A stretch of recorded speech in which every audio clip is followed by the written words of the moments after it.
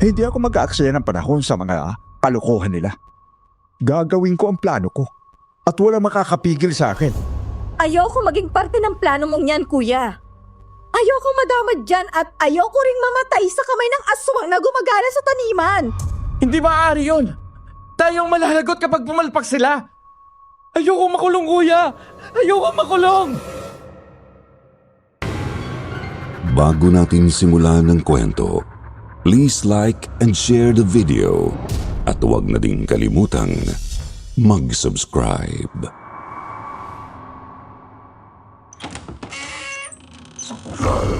Para sa mga mahilig sa kwentong aswang, subaybayan ang aming bagong channel, Aswang Diaries. Aswang Diaries. Pasukin ang mga nakakakilabot na mundo ng mga aswang. Aswang Diaries.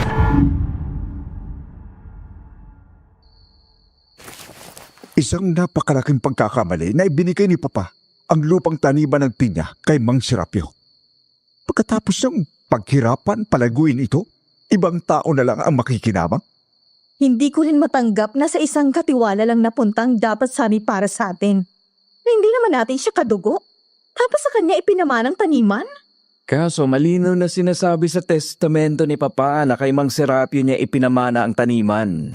Wala na ba tayong magagawa para hindi mapunta sa huklubang matanda na yan ang lupain ni Papa? Meron pa. Meron pa tayong magagawa. Ano yun, Kuya Luisito? Ano pang magagawa natin? Kailangan mawala sa mundo ito ang matandang yo.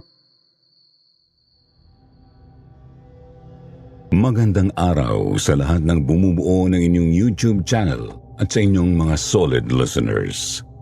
Ako po si Nympha, hindi ko tunay na pangalan at kasalukuyang nakatira sa Liliw, Laguna, sa bahay ng mga biyenan ko. Ang aking mister ay isang seaman na kakasampa pa lang sa barko. Nang mapakinggan ko ang inyong channel, araw-araw na akong nakikinig ng mga true-to-life horror stories na inilalabas ninyo. Kaya naengganyo na rin akong ipadala sa inyo ang aking kwento. Ang kwentong ito ay tungkol sa madilim na lihim ng aming pamilya na nangyari noong 1970s. Hango ito sa tunay na buhay ng aking tiyo Gabriel at ng kanyang mga kapatid. Ang aking ilalahad ay napakasensitibo, kaya ngayon pa lang humihingi na ako ng pasintabi sa mga nakikinig. 4 silang magkakapatid, si Tio Gabriel, Tio Luisito at Tia Ramona at ang tatay ko na si Tatay Manolo. Hindi rin nila tunay na mga pangalan. Ang tatay ko ang bunso sa magkakapatid at masasabi kong siya ang pinakamatino. Si Tio Luisito na panganay, si Tio Ramona na ikalawa, at si Tio Gabriel na ikatlo sa magkakapatid ay pare-parehong mga ganid sa pera. Pasintabi po sinabi ko, pero yun naman talaga ang totoo.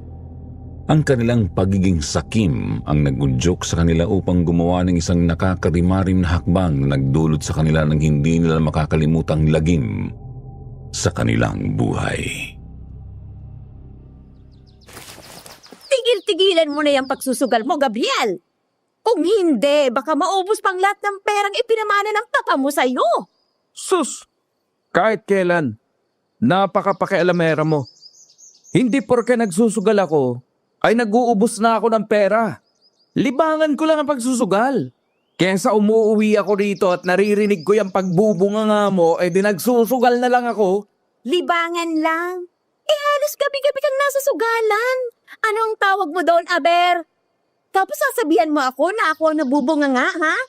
Hindi kita bubungangaan kung inaayos mo yung buhay mo. Mabuti nga at malaking tulong sa atin ang ipinamana sa iyo ng papa mo. Hindi na tayo nagigipit ngayon. Pero sa ginawa mo, mukhang babalik na naman tayo nito sa isang kahig, isang tuka. Manahimik ka na nga. Ang ingay mo. Tandaan mo, kung hindi kita pinakasalan, hindi naman magkakandaletse-letse ang buhay ko. Yan na naman ang isusumbat mo sa akin? Yung pinikot kita? Wala akong pinagsisisihan sa ginawa mo, Gabriel, dahil mahal kita. Kahit alam kong hindi ako ang mahal mo, nagpakagaga ako dahil mahal kita. Kahit gago ka. Napilitan lang noon si Tio Gabriel na pakasalan ng asawa niyang si Tia Norma dahil nabuntis niya ito. Totoo na pinikot lang siya ni Tia Norma dahil noon pa man ay iniibig na siya nito. Pero hindi ito gusto ni Tio Gabriel. Meron siyang nobya noon na ang pangalan ay Rosario. Ngunit nang malaman nito na may nabuntis siyang iba, hiniwalayan siya nito. Pwede ba tumigil ka na sa kadadakdak mo? Hindi ka ba nahihiya? Nasa harap natin ang mga bata at si Manolo. Ngayon ka pa nahiya sa mga anak mo at sa kapatid mo. Naisip mo ba kung anong halimbawa ang ipinapakita mo sa kanila? Si Manolo, ikaw na halos ang naging magulang niya mula nang mawala ang papa at mama niyo. Anong ipinapakita mo sa kanya? Yung pagiging sugarol mo? At ang mga anak mo, gusto mo bang isipin nila na okay lang magsayang ng pera na para sa kinabukasan nila? Ha? Hindi ka nagiging magandang kiemplo sa kanila. Si Tatay Manolo ang pinaka-close ni Tio Gabriel kaya nang mamatay ang mga magulang nila, si Tio Gabriel ang kumupkup kay Tatay.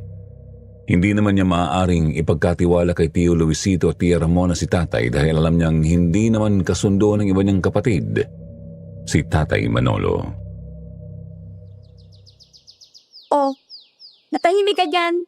Di ba totoo naman ang sinasabi ko? Bakit hindi mo gayahin si Kuya Luisito at Ate Ramona mo? Ginamit nilang minana nilang pera para sa negosyo. Eh di mas lalago pa ang pera nila, samantalang ikaw, puro pagsusugal lang ang ginagawa mo. Winawaldas mo lang sa walang katuturan ang minana mo. Huwag mo kong ikukumpara sa kanila dahil wala akong hilig sa pagnenegosyo. Hindi naman ako swerte sa ganun. Mas lalo lang mauubos ang pera ko kapag isinugal ko sa isang bagay na wala naman akong interes. Ah, ganon. Mas gusto mo pa pala na habang buhay ka na lang na magiging manggagawa. Kaya wala ka nararating sa buhay mo kasi ganyan ka mag-isip. Sasagutin pa sana ni Tio Gabriel ang sinabi ng asawa nang biglang tumunog ang telepono. Sino naman kaya ito? Hello? Gabriel, ako ito. Si Luisito. Oh, bakit ka naman napatawag, kuya? Anong kailangan mo? Kailangan ko lumuwas dito sa Bukidnon. May importanteng bagay tayong kailangan pag-usapan. Kayo ni Ramona. Tungkol saan ba yan? Basta, pumunta kayo rito ni Ramona. Mahalaga ang pag-uusapan natin. Mula nang ikasal si Tio Gabriel at makapag-asawa na rin si Tia Ramona, sa Maynila na nanirahan ng mga ito. Tanging si Tio Luisito na lang ang naiwan sa Bukidnon kung saan sila ipinanganak at lumaki.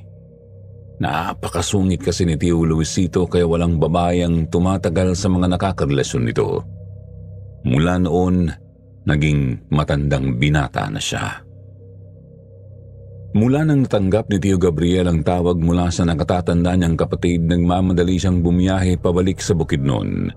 Isinama rin niya si Tatay Manolo dahil kung mag-uusap silang magkakapatid, dapat ay kasama ang bunso nila kahit na 17 anyos pa lang noon ang tatay ko. Namiss kong lugar na to. Ikaw din ba, Manolo? Ay, kung hindi lang ako pinikot ng Ate Norma mo, si Rosario sana napangasawa ko. At dito pa rin tayo nakatira ngayon. Tumango na lang daw si Tatay Manolo habang tahimik na nakikinig sa patuloy na pagsisentimiento ni Tio Gabriel. Ngunit isang boses ang pumukaw sa kanilang atensyon. Gabriel, Manolo, kumusta na kayo? Nauna pa pala kayo sa akin. Oh, Ate Ramona, ikaw pala yan? Akala ko naman ay nauna ka sa amin. Kung tatanungin mo ko kung kumusta na ako, ayun, pinagtsatsagaan ko pa rin ang bungangera kong asawa. Itanong mo pa rito kay Manolo. Hanggang ngayon ba naman? Hindi mo pa rin matanggap ang asawa mo? Gabriel, ilang taon na rin kayo nagsasama. Hindi ba dapat natutunan mo na siyang mahalin? Kasi kahit anong gawin mo, asawa mo na si Norma. Huwag mong sabihin na hindi mo pa rin nakakalimutan si Rosario. Kalimutan mo na siya dahil hindi na siya babalik sa buhay mo. Iniwan ka na niya, di ba? Kahit kailan ay hindi ko magagawang kalimutan si Rosario, Ate Ramona. Siya ang unang babaeng minahal ko ng totoo. Hindi ko basta makakalimutan ang mga alaala namin. Oo, iniwan niya ako, pero hindi niya iniwan ang puso ko. Si Norma, alam kong asawa ko siya at sinubukan ko. Sa totoo lang, sinubukan kong mahalin siya pero paano ko maibibigay ang puso ko kung matagal na itong nakalaan sa iba? Hindi mo alam kung gaano kahirap ang ganitong klase ng pagdurusa. Parang buhay ako. Pero sa loob, patay na. Napailing na lang si Tia Ramona at Tatay Manolo sa sinabi ni Tio Gabriel. Maya-maya sinalubong na sila ni Tio Luisito. Oh, naadyan pala kayo. Oh, bakit po pa isinama si Manolo, Gabriel? Hindi naman siya makakatulong sa pag-uusapan natin. Isinama ko siya rito kasi kapatid natin siya. Bata pa siya pero may karapatan din siyang malaman kung ano man ang pag-uusapan natin, kuya. Isa pa, na-miss na rin itong bukid nun. Kaya para makapamasyal na rin siya. Bahala ka. Ang importante ay naandito kayong dalawa ni Ramona. Tara na sa loob. Pagpasok nila sa bahay, bigla na lang naalala ang kanilang kabataan. Magkakasama silang lumaki sa bahay na yon na pagmamayari ng namayapan nilang mga magulang. Ang bahay na yon ay ipinamana ng kanilang tatay kay Tio Luisito dahil siya ang panganay. So, ano bang mahalaga nating pag-uusapan at pinapunta mo pa kami dito, kuya? Tungkol pa rin ito sa lupang taniman ng pinya ni Papa. Pinapunta mo kami rito para lang dyan? Di ba napag-usapan na natin ang tungkol sa lupa na yan, kuya? Oo, nag-usap na tayo pero hanggang ngayon, hindi pa rin manguya-nguya ng utak ko. Nasampas lupang yun, ibinigay ni Papa ang taniman ng pinya. Dapat talaga isa sa atin ang makinabang ng taniman na yun. Alam mo, hindi ko rin maintindihan si Papa kung bakit na ginawa yon. Oo, matagal nang naninilbihan sa pamilya natin si Mang Serapio. Pero hindi rin ako sang-ayon na sa kanya ipinamanang malaking taniman na yun ng pinya. Sa akin dapat ipinamanang taniman na yun. Dahil sa ating magkakapatid, ako ang mas may alam sa pamamahala at pagpapalago sa taniman. Alam ni Papa na ako ang tumutok sa lahat. Mula sa pag-ani hanggang sa pakikipag-usap sa mga kliyente. Pero anong nangyari? Ibinigay niya lang kay Mang Serapio na isa lang katiwala ang lahat ng pinaghirapan natin. Teka, anong ikaw? Ako ang panganay at may alam din ako sa pagpapatakbo ng taniman. Ramona, huwag mong kalimutan na ako ang unang tumulong kay Papa nung nagsisimula pa lang ang taniman na yan. Ako ang nagbabanat ng buto sa ilalim ng araw.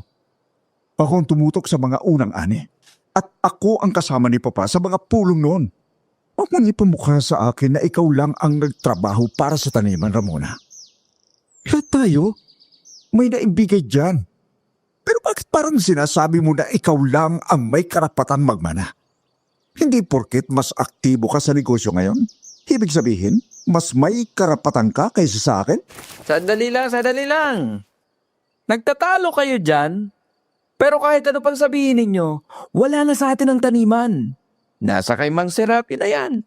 At wala tayong magagawa dahil si Papa na ang nagdesisyon. Ang tanong, ano ang gagawin natin ngayon? Mag-aaway na lang ba tayo habang pinapanood natin ang lahat ng pinaghirapan natin na mapunta sa iba? Pwede ba, Gabriel? Huwag kang magpaka-ipokrito. Kunwari ka pa, may interes ka rin naman sa taniman. Huwag mo sabihin na wala kang pakialam. Kasi kitang-kita ko kung paano ka rin umasa na mapunta sa iyo ang bahagi ng lupa. Gusto mo lang magmukhang maayos at kalmado pero sa loob-loob mo, nasasaktan ka rin na hindi sa isa sa atin napunta ang lupang yun. Natahimik si Tio Gabriel sa mga sandaling yon dahil totoo naman ang sinabi ni Tio Luisito. May interes din siya sa taniman ng pinya dahil malaki ang maitutulong ito sa kanyang pamilya kung sakaling mapunta yun sa kanya. Habang nag-aagawa ng tatlong magkakapatid sa nasabing taniman, si Tatay Manolo naman ay walang pakialam. Ang tanging inaatupag lang niya ay ang pagkain ng binaki, isang tradisyonal na kakanin na gawa sa giniling na mais, hinaluan ng asukal at gatas, binalot sa dahon ng mais at pinasingawan. Pinapunta ko kay Rito dahil gusto kong iparating sa inyo na gagawin ko ang lahat para mabawi ang taniman ng pinya na iniwan ni Papa sa atin. Anong ibig mong sabihin, kuya? Mag-iisip ako ng plano kung paano ko makukuha sa matandang yon ang lupang taniman ni Papa. Pero binibigyan ko rin kayo ng pagkakataon na gumawa ng sarili niyong plano. Ayoko kasing sabihin nyo na hindi ako patas lumaban sa inyo. Ang mahalaga sa akin, makuha natin ang nararapat na para sa atin bilang mga anak ni Papa. Napangiti si Tia Ramona at Tio Gabriel sa sinabi ng nakatatanda nilang kapatid. Para bang nagkakaroon sila ng pag-asa na mabawi ang lupang matagal nilang pinangarap na maibalik sa kanilang pamilya. So, agawan na pala ito ng lupa, kuya. Gusto ko yung ideya mo na yan. Kung sinong unang makagawa ng paraan para maagaw ang taniman kay Mang Serapio, sa kanya mapupuntang taniman ng pinya. Gusto ko rin ang ideya mong yan, kuya. Pero malakas ang laban ni Mang Serapio dahil hawak niya ang titulo ng lupa at nakasulat sa dokumento na sa kanya talaga ipinamana ang lupang yun. Pagdating sa batas, wala tayong laban. Kung si Papa man ang nagbigay ng utos, hindi pa rin maaalis na nakatali sa mga legal na papeles ang lupa. Kaya kailangan natin maghanap ng ibang paraan para makuha ito pabalik. Hindi lang sa emosyon, kundi sa tamang proseso. Kung hindi natin madadaan sa santong dasaran, dadaanin natin sa santong paspasan para makuha ang lupa. Bakit? Anong binabalak mo, kuya? Ano pa? Yung sinasabi ko sa inyo nung huli tayo nag-usap, nang lumuwas ako ng Maynila. Dapat mawala si Mang Serapio para isa sa atin mapunta ang taniman. Seryoso ka talaga dyan, kuya? You mean, nakahanda kang ipapatay ang matanda? Kung kinakailangan, mabawi lang ang lupang yon at maibalik sa pamilya natin. Pero kuya, delikado yung binabalak mo. Walang delikado kung magagawa namang malinis, hindi ba? Basta sigurado at maingat ang plano. Wala tayong dapat ikatakot. May point ka dyan, kuya. Pero kung hindi umobra ang maiisip kong paraan para mapaalis ang matandang yon sa lupa ni Papa, magiging second option ko ang plano mong yan. Napalunok daw noon ng laway si Tatay Manolo nang marinig niya ang pinag-uusapan ng kanyang mga kapatid. Hindi sa makapaniwala na kayang pumatay ni Tio Luisito at Tia Ramona para lamang sa pinag-aagawang taniman ng pinya. Kumusta na palang taniman ng pinya, kuya? Ayun, pinagpasasaan ng matandang yan. Mas lalong lumaki ang kita ng taniman dahil maraming umuorder ng pinya. Tumaas ang demand at dahil hawak ni Mang Serapio ang lahat ng dokumento. Siya lang ang nakikinaban. Kaya nga kailangan natin kumitos, Gabriel. Pwede natin hayaan na ang Serapiong yon ang makinabang sa kinikita ng taniman. Tara, puntahan natin ang taniman, kuya, para malaman natin kung anong hakbang ang gagawin natin. Hindi pwedeng nakatunganga lang tayo habang nagpapasasang matandang yun sa lupain ni Papa.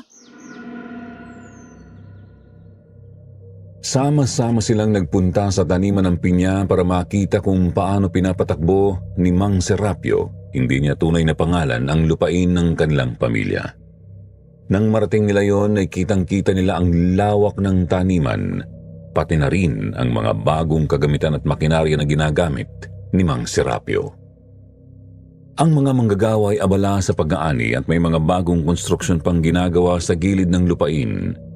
Ang taniman ay masigla at mabilis ang paglago pero may kakaibang pakiramdam na bumalot kay Tio Gabriel nang mapagmasdan ng taniman. Eto na ba yun, kuya?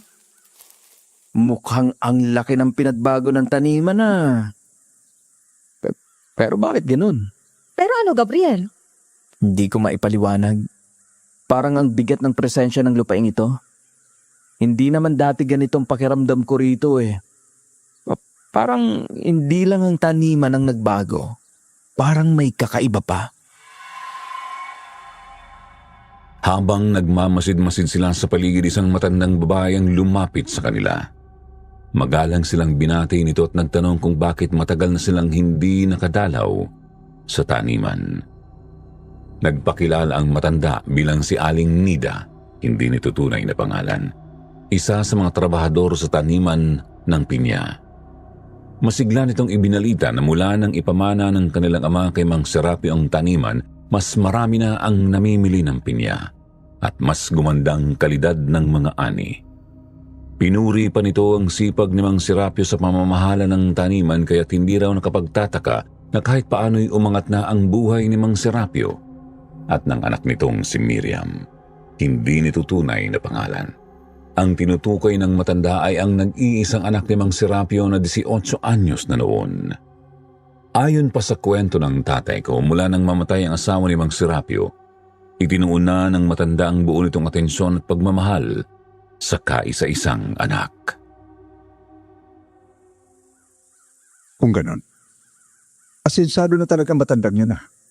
Hindi kami papayag na sila lang mag-ama ang makinabang ng taniman ng aming ama. Kapag napasa amin ulit ang taniman ng pinya, mas lalago at mas aasenso ito. Sa amin naman talaga ang pinyahan na ito eh. Hindi magtatagal ay maibabalik din sa amin ang taniman na ito. Pero huwag kayo mag-alala, Manang. Kapag nangyari yon, mas magiging magaan ang buhay nyo rito. Lahat ng mga trabahador dito ay makikinapang. Magkakaroon ng mas mataas na sahod, mas maayos na benepisyo, at mas maganda ang mga kondisyon sa trabaho. Hindi namin kayo pababayaan.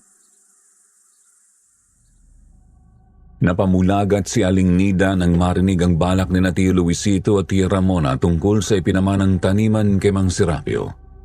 Aniya kung tutuusin ay kaya naming magkakapatid na gawin yun dahil ramdam daw niya ang matinding pagnanais namin na mabawi ang taniman. Gayunpaman, binalaan niya kami na huwag nang ituloy ang aming binabalak. Ayon kay Aling Nida, mula nang mapunta kay Mang Serapio ang taniman, may mga kababalaghan na raw na nagaganap doon. Totoo raw na simula nang ipamana ni Don Mauricio, ang aming ama, ang taniman kay Mang Serapio, mas lalo pang lumaki ang pag-asenso ng produksyon ng pinya sa aming lugar.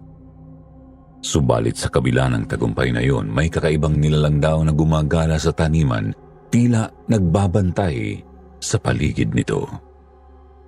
Tuwing sasapit daw ang gabi, naririnig ng mga tao roon ng mga yabag at kaluskos ng nilalang sa gitna ng taniman ng pinya. Sa kanyang kwento, nagkatinginan kaming magkakapatid. Maya-maya, nagsihagalpakan ng tawa ang lahat. Lalo na sina Tio Luisito at Tia Ramona na halatang hindi naniniwala sa sinasabi ni Aling Nida. Ano? Kababalagan? Anong pinagsasasabi mo, Manang? Huwag niyong sabihin na may aswang umaliglo sa taniman. Napapaliw na ba kayo? Paano magkaroon ng aswang dito? Dito na kami lumaki at nagkaisip na magkakapatid. At kahit kailan, hindi kami nakakita ng aswang dito. Baka naman tao lang yun na nagbabantay sa taniman, Manang. Alam niyo na, para kumalat na may kung anong gumagala rito sa gabi para takutin ang mga tao. Para walang sino man na magtangka sa taniman. Ngunit iginiit ni Aling Nida na marami na raw ang nakakita at nakarinig ng nilalang na yon. May mga trabahador ng araw na ayaw nang bumalik sa taniman dahil sa takot na baka sila'y atakihin ng misteryosong nilalang na gumagala sa paligid. Ayon pa kay Aling Nida, nakakakilabot daw ang itsura ng nilalang. Balot ito ng makapal na balahibo at may mahahabang tenga na parang sa kuneho. Ngunit kahit kailan, wala pa naman daw nabalitaan na sinaktan o pinatay ang nilalang. Sa pananaw niya, binabantayan lamang nito ang taniman ng pinya. Sinubukan daw niyang ipaalam kay Mang Serapio ang tungkol sa nilalang, ngunit hindi ito naniniwala sa kanyang mga kwento. Napakunot noo sina Tio Luisito at Tia Ramona habang nakikinig. Hindi pa rin nila manguya sa kanilang isipan ang sinasabi ng matanda. Para sa kanila, isang malaking kahibangan ang maniwala sa nilalang na di umano'y gumagala sa taniman. Samantala si Tio Gabriel at si Tatay Manolo ay tila nagdadalawang isip, lalo na si Tio Gabriel na noon pa'y may kakaibang pakiramdam na nang makarating sa taniman. Sa huli, nagpagpasyahan nilang bumalik na lamang sa bahay. Naiirita na ang dalawang nilang nakatatandang kapatid sa mga kwento ni Aling Nida, kaya't minabuti nilang tapusin na ang usapan. Hindi naniniwala ang Serapio na yun na may gumagalang nilalang sa taniman. Kasi may kinalaman siya ron. Siya marahil ang gumagawa ng pananakot para matakot ang mga tao at walang magka-interes sa taniman. Ha, mautak din pala ang hampas lupang matanda. Kuya, paano kung totoo ang sinasabi ng matanda na may gumagalang ang aswang doon sa pinyahan? Paano ng plano natin? Pati ba naman ikaw? Naniniwala sa kalokohang yon? Gawa-gawa lang yun ni Serapio para walang ibang magka-interes sa taniman. Umanda talaga ang matandang yon. Kapag nakuha ko ang taniman, palalayasin ko siya sa lupain natin. Oh? Sa tono ng pananalita mo, kuya, parang siguradong sigurado ka na ikaw ang makakakuha ng taniman, ah? Hindi naman sa ganun. Kung sakali lang na ako ang makakuha, Ramona. Sinong magandang babae na yon? Sino? Ayun oh, yung naglalakad na may hawak na payong. Teka, kilala ko siya. Siyang nag-iisang anak ni Mang Serapio. Hindi ako maaaring magkamali. Siya si Miriam. Tama ka, Ramona. Siya nga ang anak ng hampas lupa. Napakagandang bata, hindi ba? Sariwang sariwa. Siya na ba si Miriam? Dalagang-dalaga na. Hindi ko inasahan na ganyan na siya kaganda. Tinamaan ka kay Miriam, Gabriel. Ha? Ako? Bakit mo naman nasabi yan, kuya? Uy, hindi mo ako maloloko, Kilala kita, Gabriel. Lalo na kapag may hinahangaan kang babae. Ganyan ka rin dati kay Rosario, di ba? Ikaw naman, kuya. Alam mo namang may asawa na si Gabriel tapos dinidemonyo mo pa? At bakit hindi? Hindi naman niya mahal si Norma, hindi ba? Pinakasalan niya ang babaeng yon dahil pinikot siya.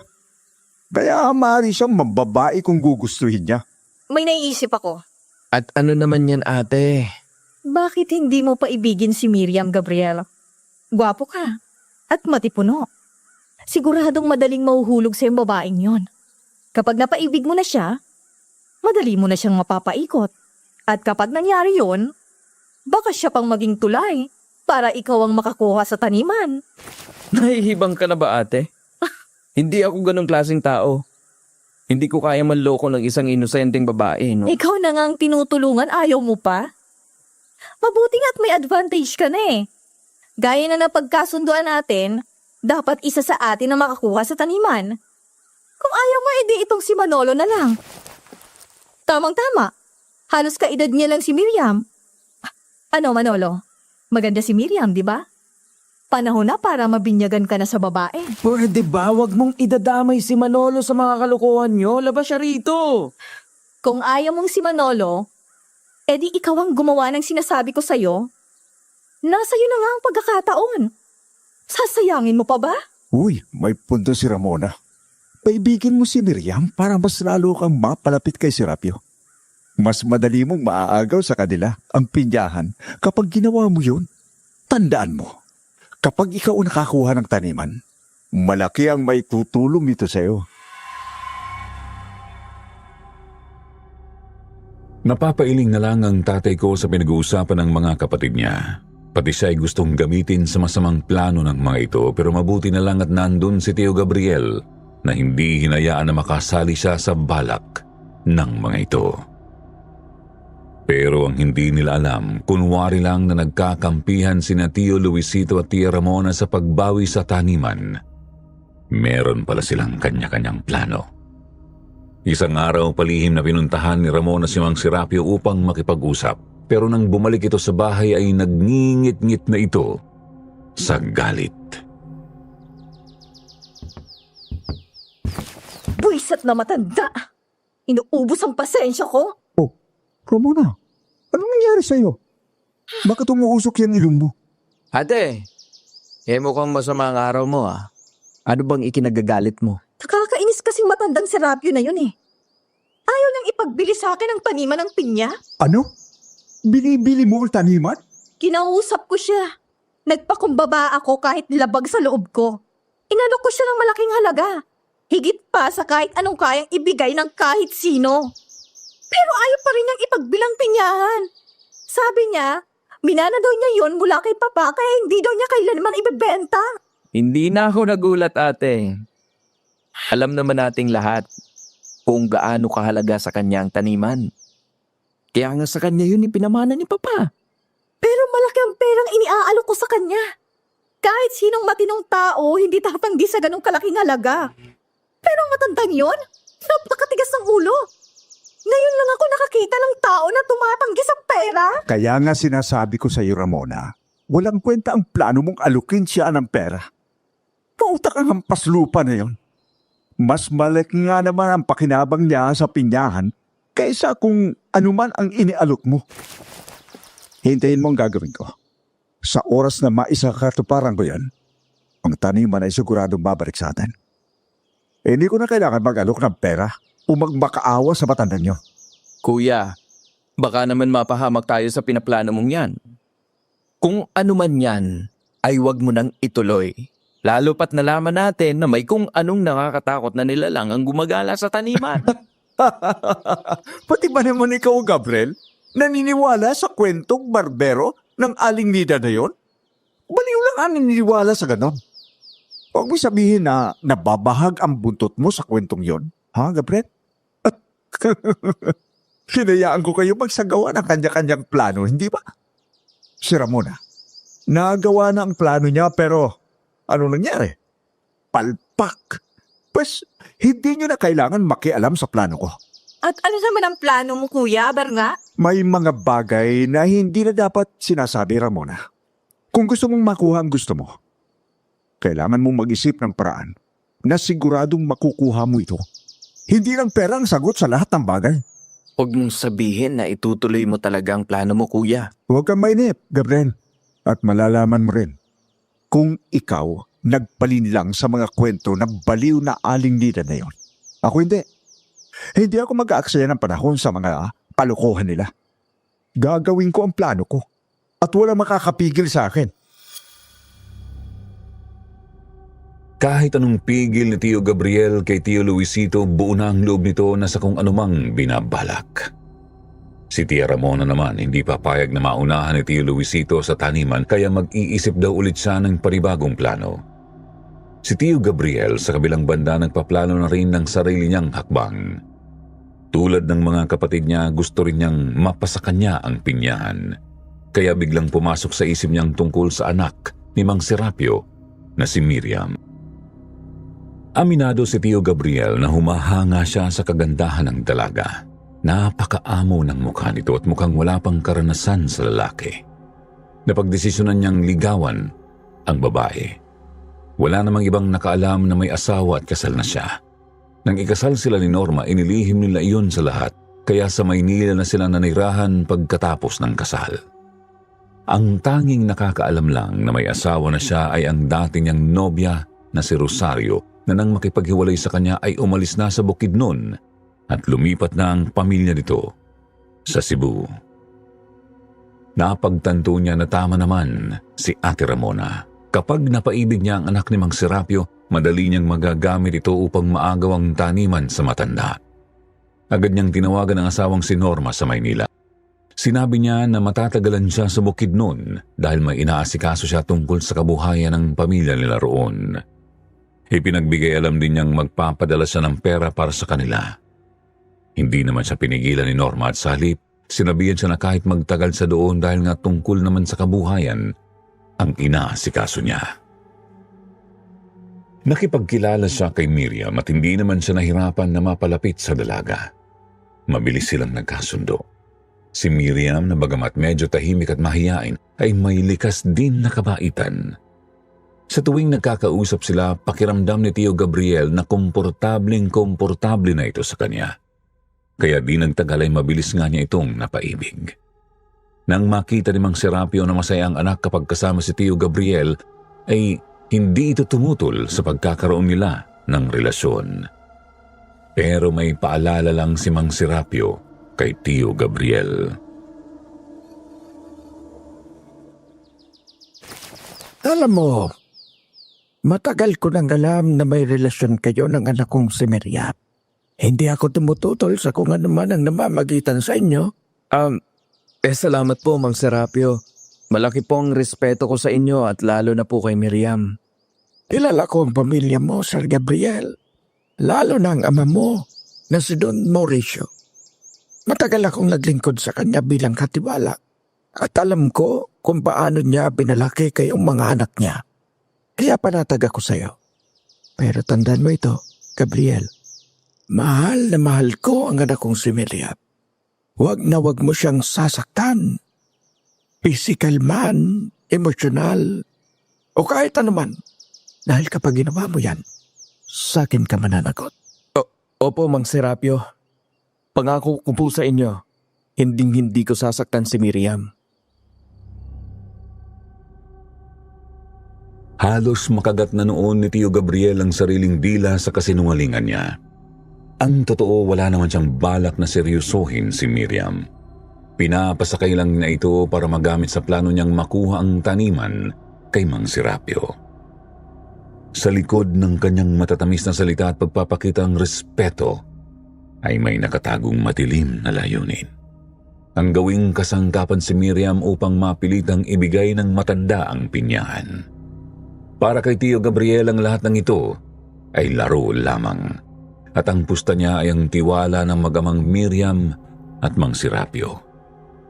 Kinain lang niyang sinabi niya na hindi siya ganon klaseng tao at hindi niya yun magagawa sa isang inosenteng babae. Isang gabi inihatid ni Tio Gabriel si Miriam pauwi sa bahay nito. Ngunit pagdating nila roon, hindi nila naabutan si Mang Serapio. Plano sanang magpaalam ni Tio Gabriel sa ama ni Miriam, ngunit sinabi ng dalaga na baka gabihin ito sa pag-uwi dahil may dinalawang pulong kasama ang mga trabahador sa taniman ng pinya. Dahil dito, nagpasya na lamang si Tio Gabriel na umuwi. Habang naglalakad pa uwi si Tio Gabriel, nadaanan niya ang taniman ng pinya. Tahimik ang paligid. Tanging ihip ng malamig na hangin at lagaslas ng mga dahon sa mga puno ang naririnig. Subalit sa gitna ng katahimikan, bigla siyang nakarinig ng mga yabag at kaluskos na nagmumula sa paligid ng taniman. Ano yun? May tao ba ron? Akala ko ba may pulong ang mga trabahador? Bakit parang may naiwan pa sa pinyahan? Palinga-linga siya, sinuyod ng tingin ang paligid, ngunit wala siyang nakita. Gayunpaman, patuloy ang kakaibang tunog. Mga yabag at kaluskos na tila nagmumula sa pagitan ng mga hilera ng tanim na pinya. Kakaibang tunog na yan. Nakakapangilabot. Dahil sa matinding kuryosidad, dahan-dahang nilapitan ni Tio Gabriel ang pinagmumulan ng mga yabag at kaluskos. Habang papalapit siya ay dama niya ang malamig na pawis na dumadaloy sa kanyang noo at ang kaba na pumipintig sa kanyang dibdib. Hanggang sa marating niyang lugar kung saan nagmumula ang mga ingay. Laking gulat niya nang bumungad sa kanya ang isang nakakatakot na nilalang. Matangkad yun, balot ng makapal na balahibo ang buong katawan at may malalaking tenga na parang sa kuneho. Diyos ko! Anong klaseng nilalang ito?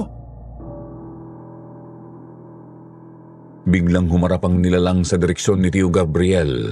Halos sumabog ang dibdib niya sa takot ng tuluyang masilayan ang anyo nito. May mahaba itong nguso, matatalas na pangil at nanlilisik na mga mata na animoy tumatagos sa kaibuturan ng kanyang kaluluwa. Hindi! Hindi ito totoo! Ngunit anuman ang pilit niyang ipaniwala sa sarili, malinaw ang nakikita ng kanyang mga mata. Walang duda, isang halimaw na nilalang ang paggala-gala sa taniman ng pinya. Sa sobrang takot, hindi na nagdalawang isip si Tio Gabriel. Agad siyang umurong at walang lingon na kumaripas ng takbo pauwi. Aswang! Aswang ang nilalang na yun! Aswang! Takot na takot si Tio Gabriel pagdating sa bahay. Mabilis niyang isinara ang pinto at bintana. Humihingal at namumutla habang sinusubukan niyang pakalmahin ang sarili. Diyos ko! Aswang! Nandun sa taniman! Gabriel, ano nangyari sa'yo? Bakit ka pawis na pawis at para nakakita ka ng multo? Oo nga, Gabriel. Para kayo nahabol ng 7 demonyo. Anong kalokohan na naman yan? Nakita ko. Nakita ko ang nilalang na gumagala sa taniman ng pinya. Ano? Nakita mo yung nilalang na sinasabi nilang nakakatakot? Huwag ka na magpaligoy-ligoy, Gabriel. Sabihin mo na kung ano nakita mo. Aswang. Aswang ang nakita ko ron. Matangkad siya. Tapos puro balahibo ang katawan niya. May malaking tenga na parang sa kuneho. At matatanas ang mga pangil niya. Nalilisik din ang mga mata niya na parang antang mambiktima. Diyos ko. Totoo ba yung sinasabi mo, Gabriel? Totoo nga na may aswang sa taniman ni Papa? Ano? Aswang?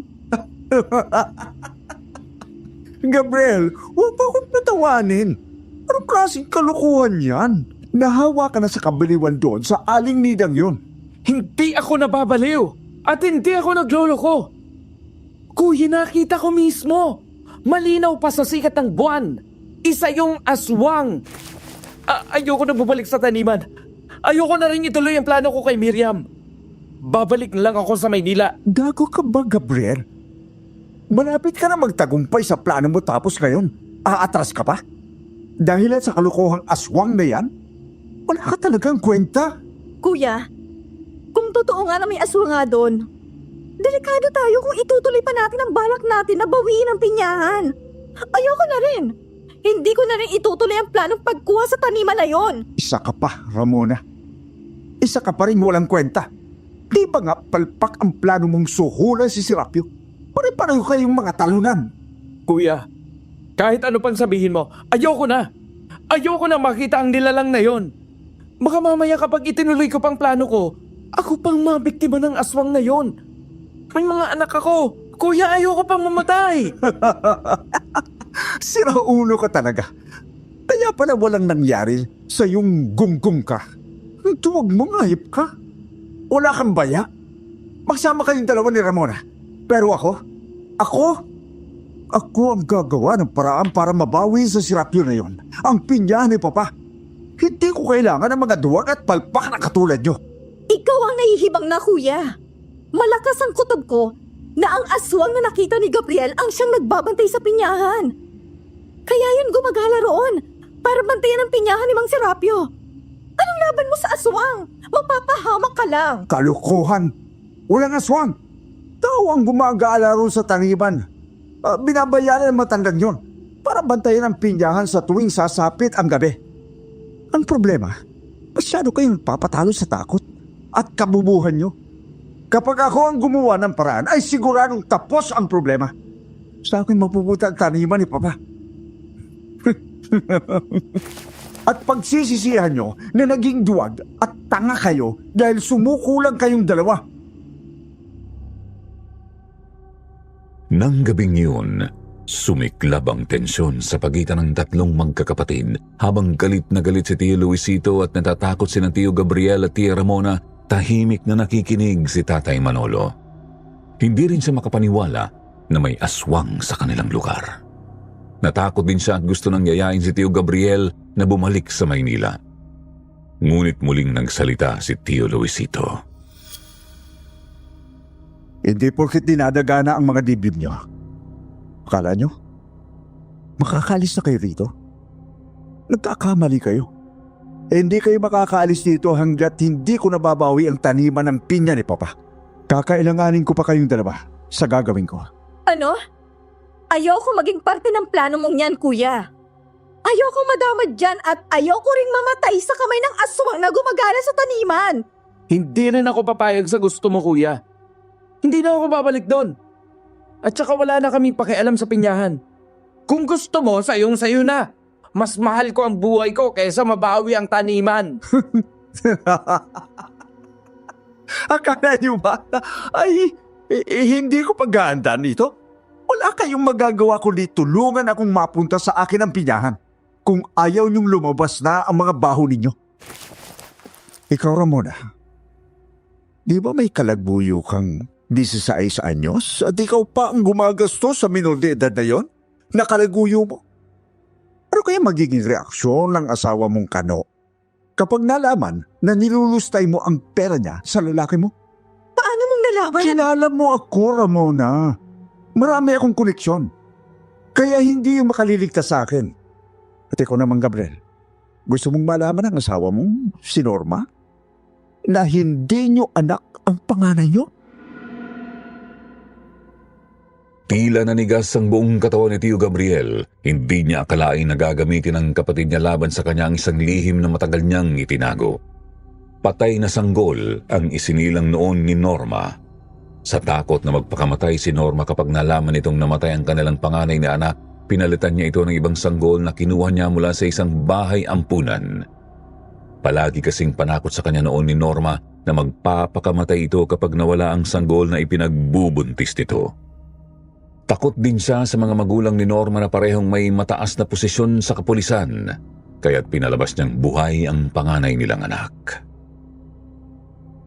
Napakatuso mo talaga, kuya. Ikaw ang atad na maangkin ang taniman. Sa'yo na nga napunta ang bahay. Gusto mo, sa'yo pa rin mapunta ang taniman. Sa ating tatlo, ikaw talagang pinakagahaman. Oo, aminin ko yan, Gabriel. Gusto kong makuha ang taniman ni Papa dahil bilang panganay, sa akin dapat mapunta yun. Ako dapat makinabang doon. Kapag sa inyo napunta yun, siguradong mapapabayaan nyo lang yun. Lalo ka na, Gabriel. Akala mo siguro, hindi ko alam, nalulung ka sa pagsusugal? Baka mamaya ipangpusta mo pa sa bisyo mo, ang pinyahan. At ikaw naman, Ramona, baka ipagtustos mo lang sa lalaki mo ang kita ng pinyahan. Kaya hindi maaaring mapunta yon sa inyong dalawa. Kuya, parang awa mo na. Hindi maaaring malaman ng asawa ko ang relasyon ko kay Eric. Mawawalan lahat sa akin. Nakikiusap ako sa'yo. Huwag kang mag-alala. Hindi niya malalaman yun kung susunod ka lang sa mga sasabihin ko. Hayop ka talaga, kuya. Talaga ayaw pa ko, Gabriel. Kaya kung ayaw mong mabunyak ang pinakatago-tago mong lihim, sumunod ka na lang para hindi ka magkaroon ng problema. O baka namang gusto mong pati si Manolo ay idamay ko. Wag mong idadamay dito si Manolo! Madali naman akong kausap eh. E di sumunod ka na lang sa akin at hindi ko idadamay ang paborito mong kapatid. Kahit hindi masikmurang Tio Gabriel ay pikit mata siyang sumunod kay Tio Luisito. Tulad ni Tia Ramona, nakahanda siyang gawin ng mga ipapagawa ng nakatatanda nilang kapatid upang patuloy na maitago ang kanya-kanyang lihim. Nang sumapit ang araw ng plano ni Tio Luisito ay handa na ang lahat. Kabadong-kabado sina Tio Gabriel at Tia Ramona. Bagamat hindi pa naisa sa katuparan ng plano, para na silang sinisilaban ng takot at pangamba sa mga mangyayari. O Ramona, handa na ba yung mga tao mo? Sa'yo ko itinuka to kasi alam kong mapangkakatiwalaan ang mga taong ibibigay mo sa akin. Oo, kuya. Good. Sila mga bayaran kong tauhan. Kapag may mga transaksyon ng droga, mapagkakatiwalaan at mahusay magtrabaho ang mga yan. Kaya hindi ako mapapahiya sa kanila. Hindi ko akalain na pati pagbibenta ng droga ay pinasok mo na rin, ate. Akala ko matino at legal ang negosyo mo. Yun pala. Ang asawa kong kanong totoong nagbebenta, hindi ako. Tinuruan lang niya ako kaya nasanay na rin ako. At hindi ko yung ikinakahiya dahil umasenso naman talagang buhay ko nang matuto ako kay Alfred. Palihim na napamura si Tio Gabriel. Tunay nga na walang kasing dumi ang buhay nilang magkakapatid. Naiyak din siya dahil sa kabila ng mabuting pagpapalaki sa kanila ng mga magulang, naligaw pa rin sila ng landas.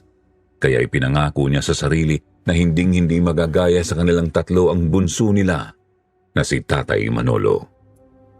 Dahil sa kalat na ang dilim ay nagsiuwian na ang mga trabahador sa pinyahan. Papunta na sina Tio Luisito, Tio Gabriel at ang 5 kalalakihan ng mga tauhan ni Tia Ramona sa bahay ni Mang Serapio. Hindi na pinasama ni Tio Luisito si Tia Ramona dahil hindi naman daw ito kailangan sa gagawin nila. Tiniyak din nila na wala ng tao sa paligid. Bukod sa kaba habang naglalakad sa may taniman ng pinya ay hindi rin naiwasan ni Tio Gabriel na kilabutan dahil baka biglang magpakita sa kanila ang aswang na gumagala sa taniman. Tinanong niya si Tio Luisito kung ano ang gagawin nila kapag lumabas ang aswang. Tumawa lang ng malakas si Tio Luisito. Wala ka talagang kasinduan, Gabriel. Ilang beses ko bang sasabihin sa'yo na walang aswang? At kung meron man, ay hindi yun obra sa atin. Dahil lalagyan ko siya ng butas sa pagitan ng mga mata niya gamit itong baril ko. Inilabas ni Tio Luisito ang hawak na baril at ganun din ang mga kasama nilang lalaki. Inilabas din ng mga ito ang mga dalang baril at ikinasayon. Ilang minuto lang ay narating na nila ang bahay ni Mang Serapio sa dulo ng pinyahan. Natanaw naman sila ng matandang lalaki. Sa kabila ng kanilang magaan na mga hakbang papalapit sa bahay ay may kung ano namang hindi maipaliwanag na tensyon ang biglang humalo sa hangin. Magandang gabi, Sir Gabriel, Sir Luisito. Halo't naparito kayo sa ganitong oras? Magandang gabi rin po, Mang Serapio. Pasensya na po. Yayayain po sana namin kayong uminom ngayong gabi. Nasabi na po kasi sa akin itong kapatid ko na nagkakaunawa na sila ng anak ninyong si Miriam. Bago po sana kami mamanhikan, gusto namin kayong makasama. Makainuman man lang bilang tanda ng respeto at pagpapalaga namin sa iyo, Mang Serapio. Bilang kayo ang pinakamatapat at pinagkakatiwalaan noon ni Papa. Sinabi ko na po sa mga kapatid ko ang tungkol kay Miriam. Tanggap po nila ang relasyon namin at buong puso nila kaming sinusuportahan sa pag-iibigan namin. Kaya naman, naisip po ni Kuya na magandang pagkakataon ito para magkasama-sama at magsaya tayo ng konti.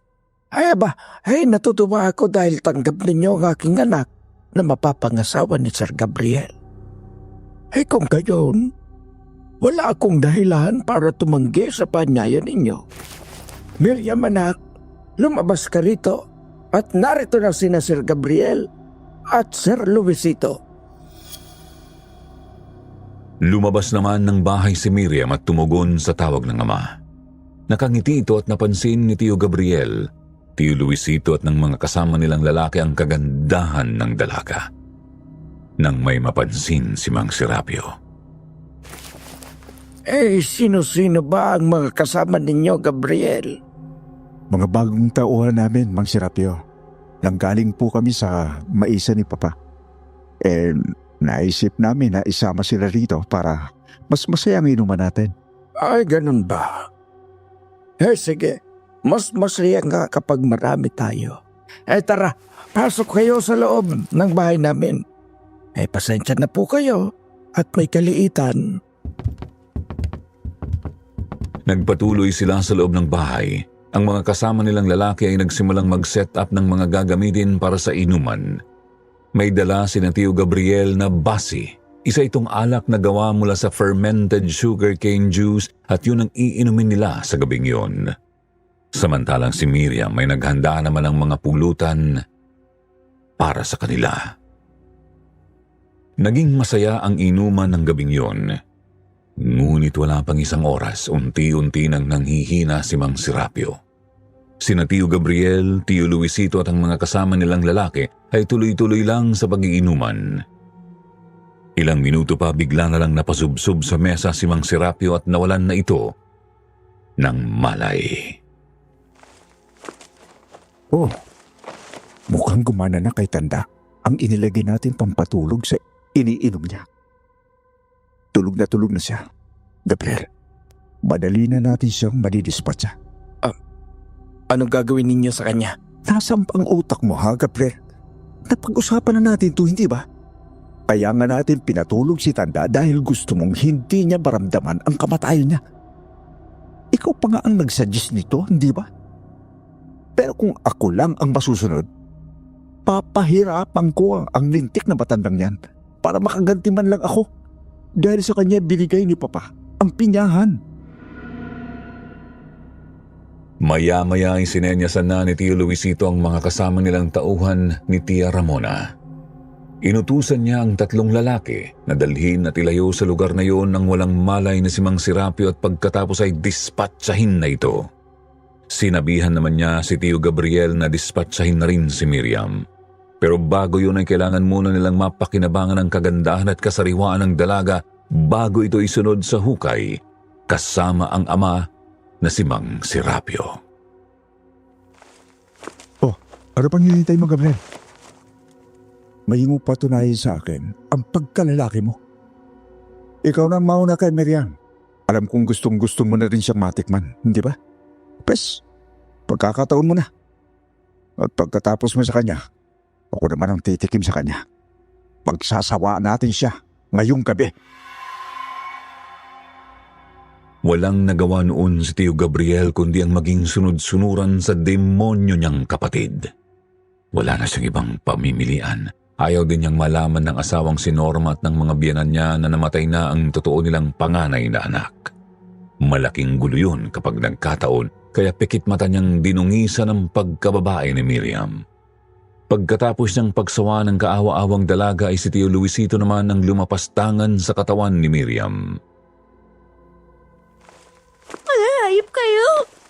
Pinaniwala mo ako na totoong minahal mo ako, Gabriel. Pero ito na parang ikagati niyo sa amin ni Itay. Sambahin kayo! Huwag lang sumama ang loob mo, Miriam. Pinaligaya ka naman ni Gabriel. Ngayon ako naman ang magpapaligaya sa iyo.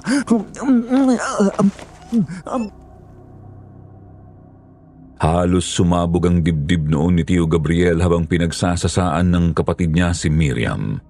Pero hindi pa raw natapos ang kalbaryo ng dalaga dahil matapos itong ilang beses na gamitin ni Tio Luisito ay pinagamit naman nito ang dalaga sa 2 tauhan ni Tia Ramona na noon ay inggit at naglalaway na rin. Nang matapos ang mga buhong sa kalapastanganan na ginawa ay saka pinaputukan ng mga ito ng ilang beses sa dibdib si Miriam na tumapos sa buhay ng dalaga. Diyos ko, patawarin mo ako, Miriam. Naibit lang ako sa sitwasyon. Patawarin niyo ako ni Mang Serapio. Hoy, tumigil ka sa kaiyak mo dyan. Baka nagukan pa kita. Kunwari ka pa eh. Nasarapan ka rin naman. Hoy, kayo dyan. Kayo nang bahala sa pagkain ng babaeng yan, ha? Gusto ko malinis ang trabaho. Yung walang bakas. Yung walang maamoy na ebidensya. Maliwanag! At ikaw, Gonggong. Halika na. Umalis na tayo. Lumalik na tayo sa bahay at baka may makakita pa sa atin dito.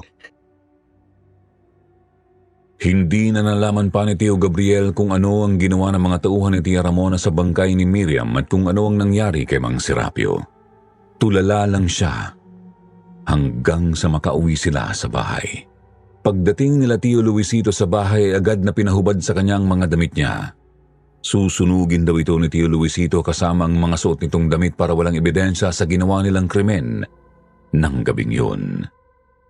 Buong magdamag din na hindi nakatulog si Tio Gabriel.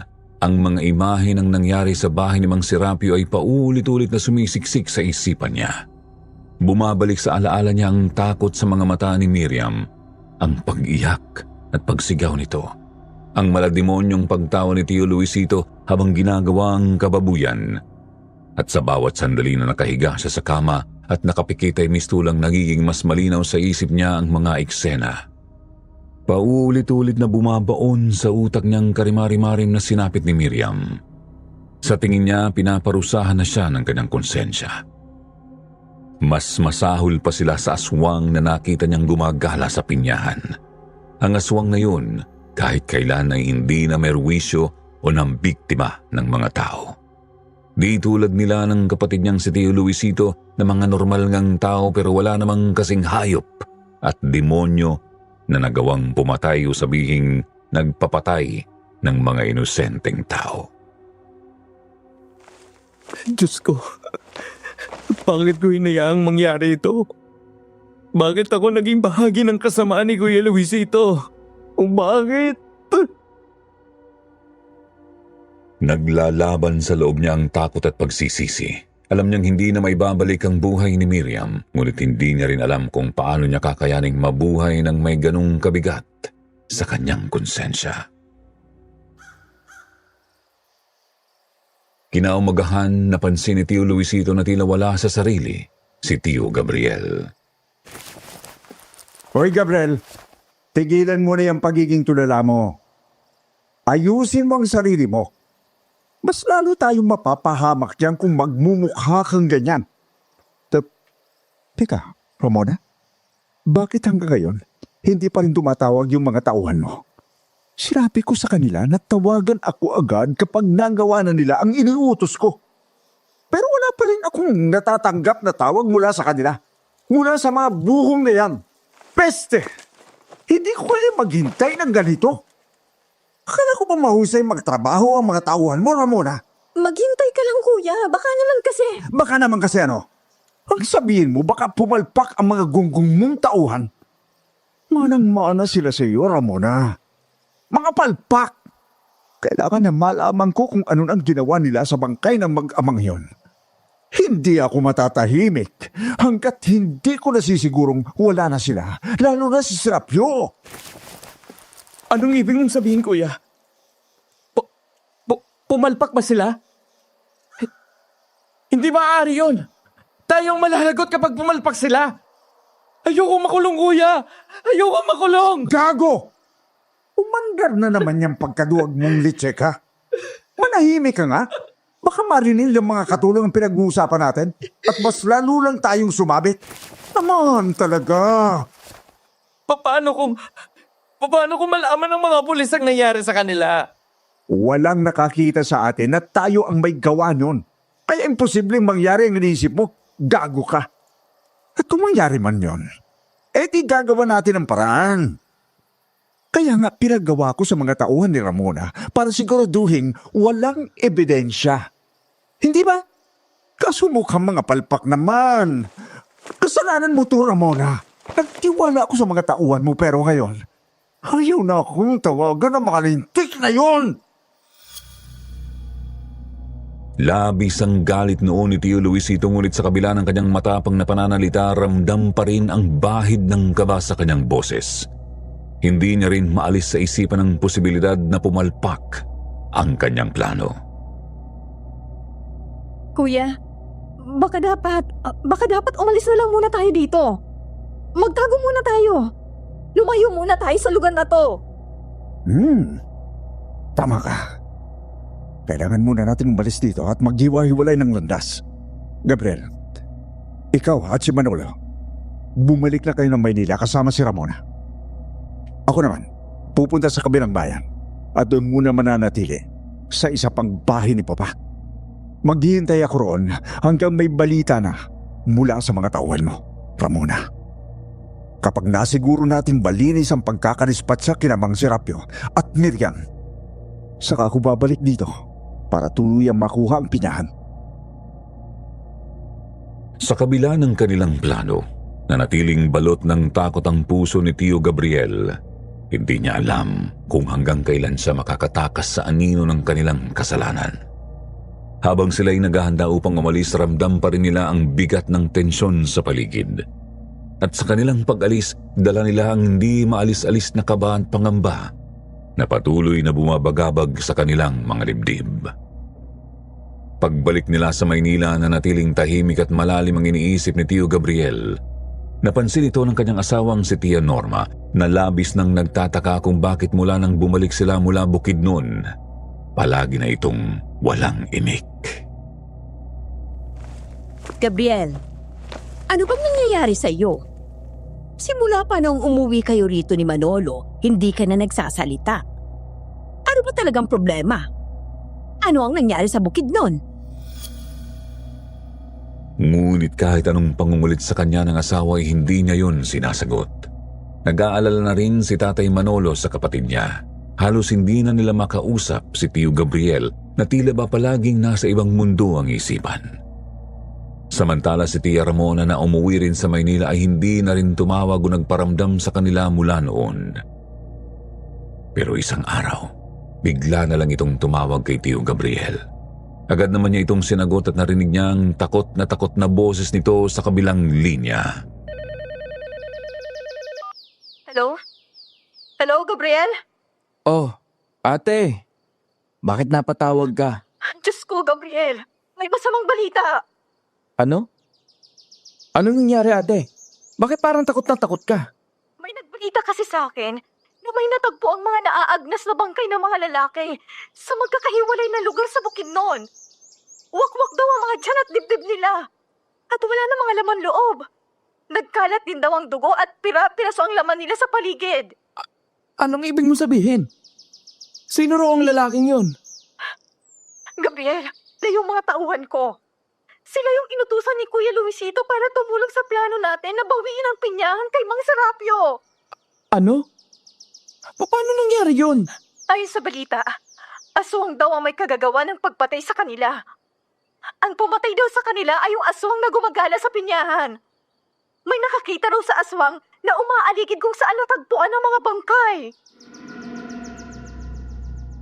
Nanlamig ang buong katawan ni Tio Gabriel sa narinig. Napuno ng takot ang kanyang dibdib habang sumisiksik sa isip niyang posibilidad na ang aswang na yon ay nagbabalik para maghiganti sa kanila. Sa isip niya, pinatay ng aswang ang mga gumawa ng masama kina Mang Serapio at Miriam, kaya't hindi malabong sila naman ang susunod na biktimahin nito. Napagtanto niya na baka gumagala sa pinyahan ng aswang tuwing gabi ay para bantayan ang mag-amang Serapio at Miriam. Diyos ko, kami na ba ang susunod? Hindi maaari ito! Mula noon ay hindi na naglalalabas ng bahay si Tio Gabriel. Tuluyan ng nilamon ng matinding takot at pagkabalisa ang kanyang katauhan. Napansin na naman ito ng kanyang asawang si Tia Norma kaya agad na naman siya nitong dinakdakan. Ano bang nangyayari sa'yo, Gabriel? Bakit hindi ka na lumalabas ng bahay? Para kang sinapian ng kung ano eh. Imbis na magtrabaho ka, heto't nandito ka lang nakakulong. Hindi mo rin ako maiintindihan, Norma. May mga bagay na mas mabuting hindi mo na nalaman pa. Aba, talagang hindi ko maiintindihan kung hindi mo sasabihin. Pagtapat ka nga sa akin. Ano ba talagang nangyayari sa'yo? Ngunit hindi sumagot si Tio Gabriel. Sa halip na natili siyang tahimik, piniling itago ang kanyang takot at ang madilim na lihim ng kanilang nagawang kasalanan. Habang tumatagal, lalong bumibigat ang tensyon sa kanilang bahay. Namistulang dinadala niya ang pamilya niya sa bingit ng pagkawasak hanggang isang gabi ay muling nakatanggap ng tawag si Tio Gabriel mula kay Tia Ramona. Nagulat pa siya nang biglang tumunog ang telepono sa kalagitnaan ng gabi. Nang sagutin niya ito, agad niyang narinig ang hagulgol at takot na boses ni Tia Ramona mula sa kabilang linya.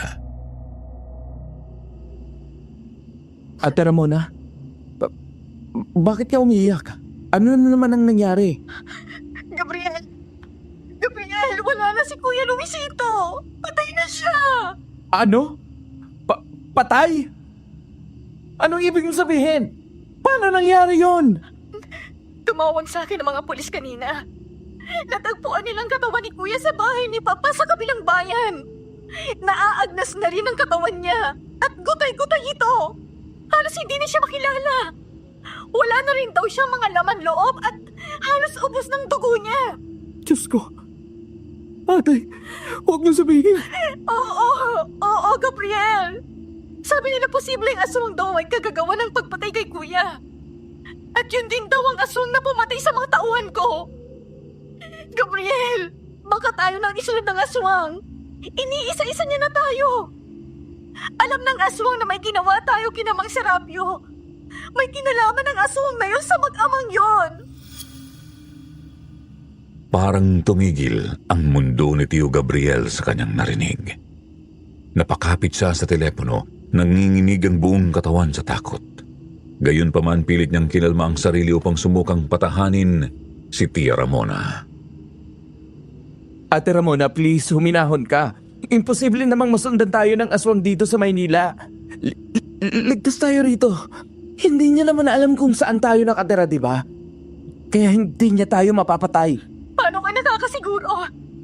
Paano kung mahanap niya tayo? Ayoko pang mamatay, Gabriel!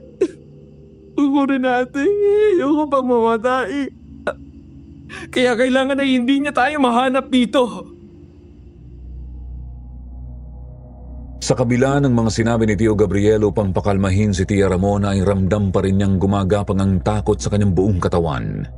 Hindi maalis-alis sa kanyang isipan ang sinabi ng kapatid niya na imahe ng gutay-gutay na katawan ng kanilang Kuya Luisito na wala ng mga laman loob. Mas lalo siyang kinilabutan nang mapagtanto ang posibilidad na sila na ang susunod na mabibiktima ng aswang. Mas lalong umigting ang paniniwala niya na may kinalaman ng aswang sa mag-amang Serapio at Miriam. Nang gabing yun, hindi na naman dalawin ng antok si Tio Gabriel. Hindi niya sinabi kay Tia Norma ang nangyari sa kapatid niyang si Tio Luisito at maging sa bunsong kapatid na si Tatay Manolo. Hindi niya muna inihayag sa mga ito ang malungkot na balita. Puno siya ng halo-halong takot, pangamba at pagsisisi sa mga oras na yon. Dahil hindi makatulog, naisip niyang magpahangin sa labas ng balkonahe. Paglabas niya sa kwarto, nagulat siya nang makita ang isang nilalang na nakatayo sa may balkonahe.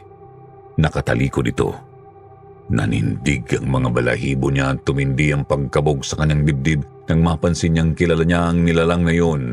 Ang nilalang na nakatayo sa balkonahe ay ang aswang na gumagala sa pinyahan. Ang nilalang na kumitil sa buhay ng kanyang kapatid na si Tio Luisito at mga tauhan ni Tia Ramona. Dahan-dahan itong humarap kay Tio Gabriel. Kitang-kita niyang nanlilisik nitong mga mata at ang bibig na naglalaway, animo isang mabangis na hayop na naghahanap ng susunod na biktima. Unti-unting lumapit ito sa kanya at bawat hakbang ay nagdudulot ng matinding kilabot na bumalot sa kanyang buong katawan.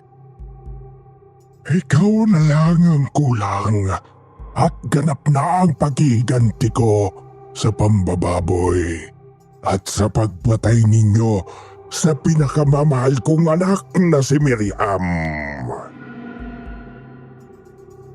Gulat na gulat si Tio Gabriel. Nabusesan niya agad ang aswang. Hindi siya maaaring magkamali. Ang aswang at si Mang Serapio ay iisa. Ikaw? Ikaw ang aswang? Paano? Ano, kilala mo na ako? Nagtataka ka siguro kung bakit buhay na buhay pa ako, no? Hindi kayo nagtagumpay ng kapatid mong si Luisito. Mabuti na lang at hindi umepekto sa akin ang pampatulog na inilagay ninyo sa inumin ko.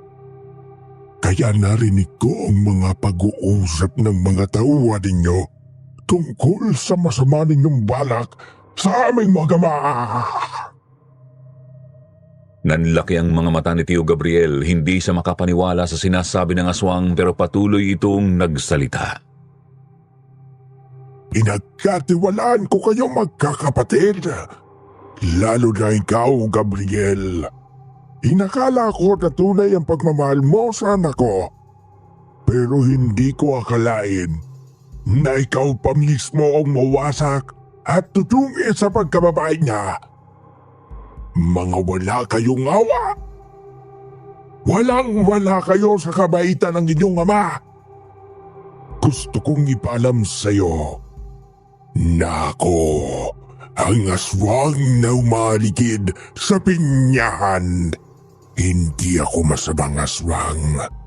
Mas pinili kong mamuhay ng normal kasama ang mga tao. Kaya nga naging kaibigan ko ang inyong ama at naging malapit talaga kami sa isa't isa. Kaya ako gabi-gabi na gumagala sa pinyahan dahil inutusan niya ako noon na bantayan ang kanyang taniman. Dahil may mga taong may masamang balak na kunin ito. At hindi nga siya nagkamali. Meron nga. At ang mga taong yun ay kayo palang tatlong magkakapatid. Kaya dapat lang na hindi sa inyo ipinamana ng inyong ama ang taniman. Dahil pare-pareho kayong ganid at masasamang tao. Dapat lang kayo magbayad. Tumawa ng malakas ang aswang na may halong pagtangis. Ang tunog ng tawa nito ay parang isang matinding paalala ng mga bagay na hindi na maibabalik pa. At ang bawat patak ng luha nito ay parang sumpa na hahabol kay Tio Gabriel saan man siya magpunta. Pero ang mas nakakapagpagulantang kay Tio Gabriel ay ang huling sinabi ng aswang. Pero di tulad ang ginawa ko kay Luisito at Ramona. Hindi ko gagawing madali ang pagkamatay mo. Gusto kong ikaw mismo ang tatapos sa sarili mong buhay. Pinatay mo rin sa Ate Ramona?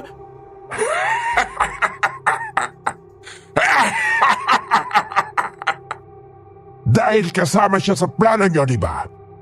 Kaya dapat hindi kang mamatay. Nga pala, nagtataka ka rin siguro kung bakit hindi na ipagtanggol ni Miriam ang sarili niya sa inyo, no? Kasi hindi namin siya tunay na anak ng asawa ko.